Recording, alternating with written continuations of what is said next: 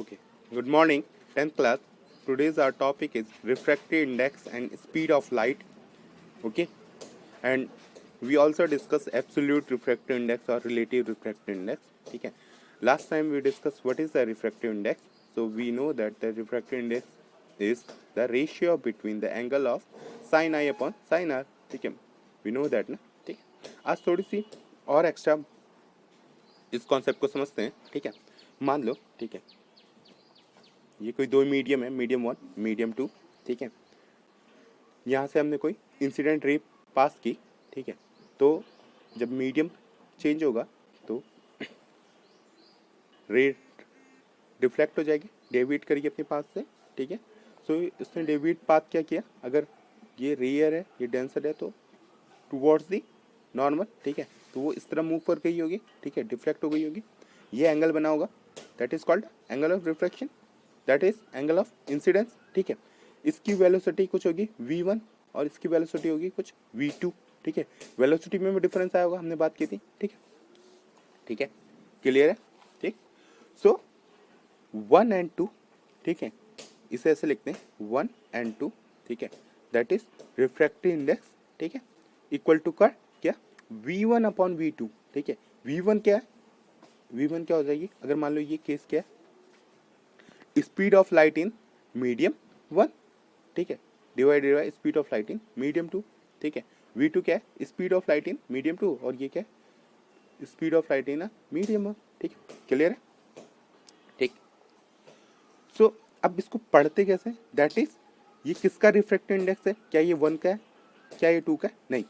अगर हमने लिखा है 1 and 2, that means refractive index of medium 2. ठीक है, refractive index of medium 2 with respect to medium 1.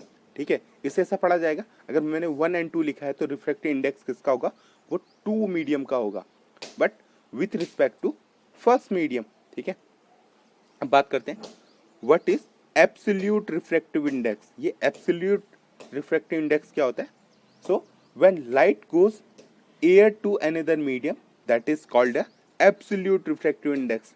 क्यों, क्योंकि हम जो है एयर या वैक्यूम में जब भी ट्रेवल करती है तो हमें स्पीड ऑफ लाइट पता है 3 × 10⁻8 मीटर पर सेकेंड. ठीक है, सो हम क्या करते हैं कि हर मीडियम को इस एब्सोल्यूट रिफ्रैक्टिव इंडेक्स के मीडियम में कन्वर्ट कर लेते हैं ताकि कंपेयर करने में आसानी रहे. ठीक है, ताकि हमें हर किसी की वैल्यू ना निकालनी पड़े.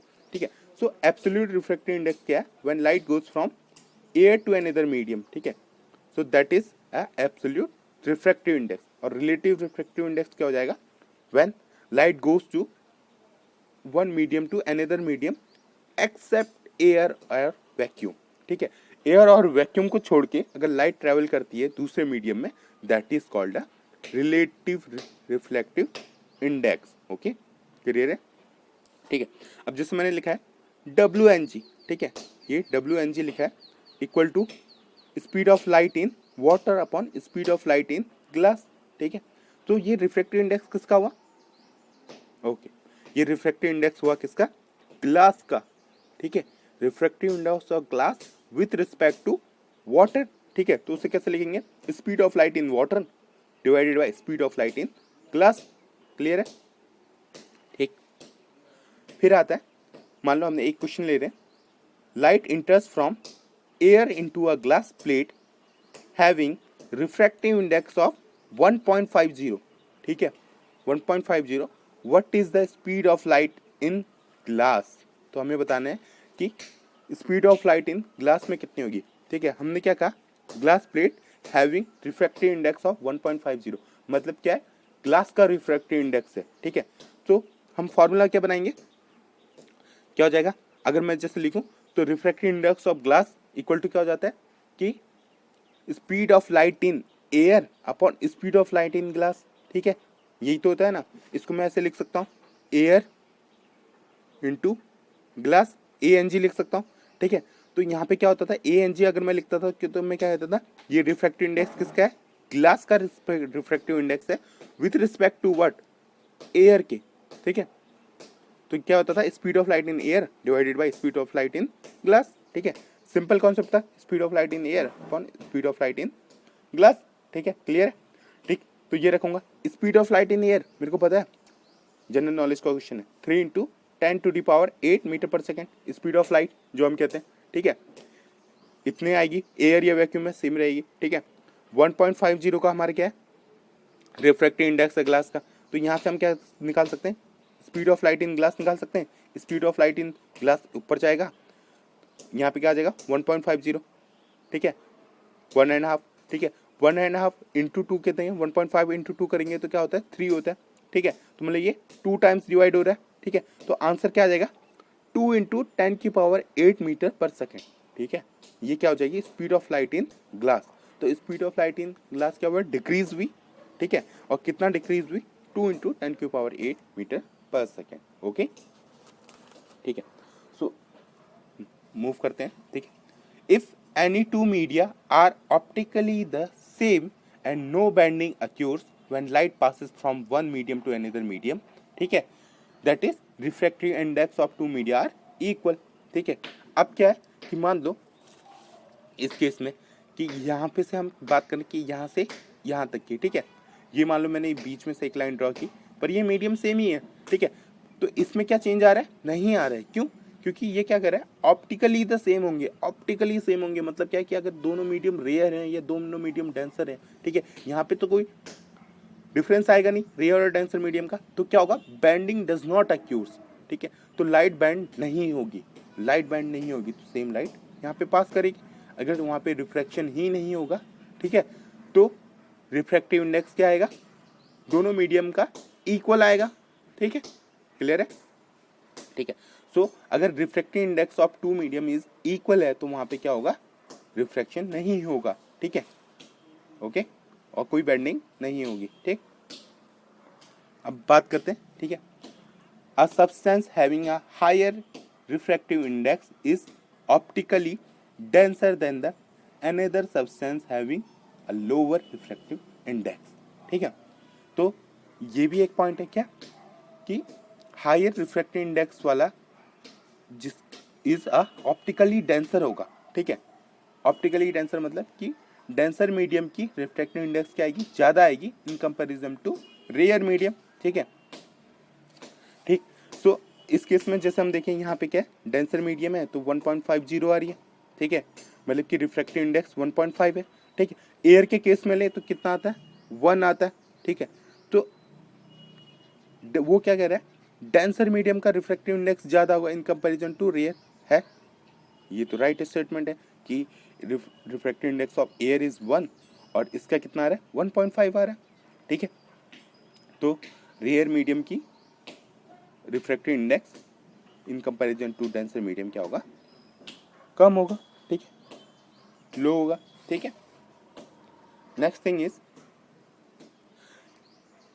If light moves from one medium to another medium, ठीक है, ये वन मीडियम था अनदर मीडियम 2 था, ठीक है, ऐसे यहाँ पे 1 मीडियम 2 मीडियम मान लेते हैं, ठीक है। If light travels from medium 1 to medium 2 and then and in second case if light travels from medium 2 to medium 1, ठीक है, तो हमें बताने क्या उनके बीच में रिलेशनशिप बनता है, ठीक है, ऑब्वियस सी बात है कोई रिलेशनशिप बन रहा होगा, ठीक है, अगर दोनों सेम मीडियम है, ठीक है, तो वहाँ पे कोई रिलेशनशिप बन सकता है, देखते हैं।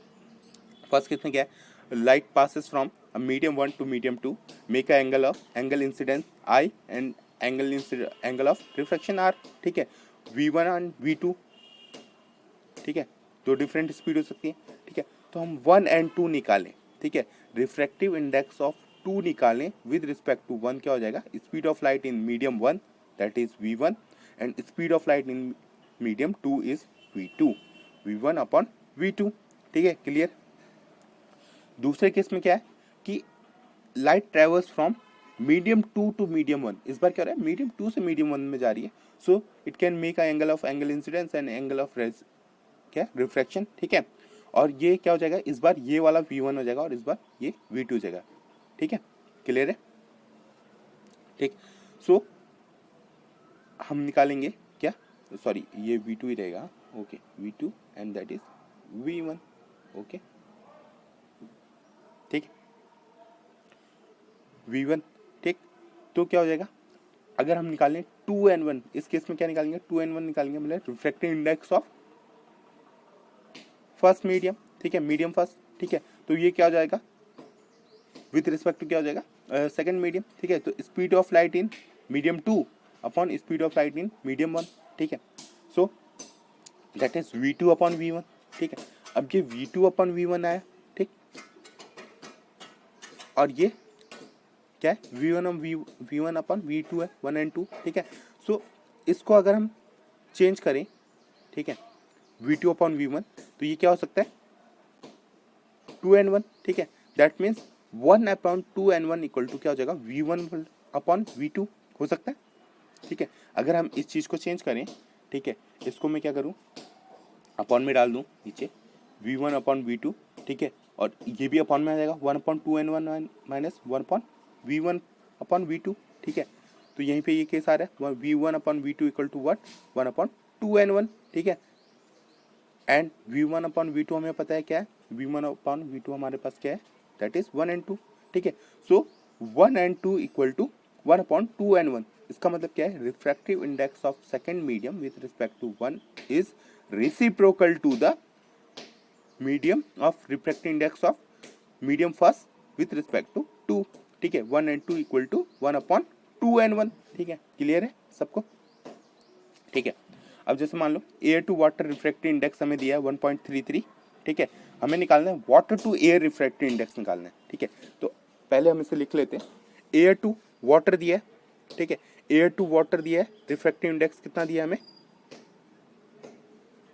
1.33, ठीक है, तो इस केस में क्या हो जाएगा एयर टू वाटर मतलब क्या होगा ए एंड डब्ल्यू, ए से वाटर में जा रही होगी, ठीक है, हमें दिया है कितना 1.33, हमें क्या निकालना है वाटर टू एयर निकालना है, मतलब डब्ल्यू एंड ए निकालना है। अभी हमने पता किया है ये क्या होता है रेसिप्रोकल होते हैं, दोनों रेसिप्रोकल होते हैं, दैट मीन्स 1 अपॉन 1.33 1 अपॉन 1.33 हो जाएगा, ठीक है, तो हम यहाँ से आंसर निकाल सकते हैं कितना 0.75, इसको सॉल्व करेंगे, ठीक है, आंसर कितना आ जाएगा 0.75, ठीक है, दैट इज द क्या water to air refractive index, okay, clear है।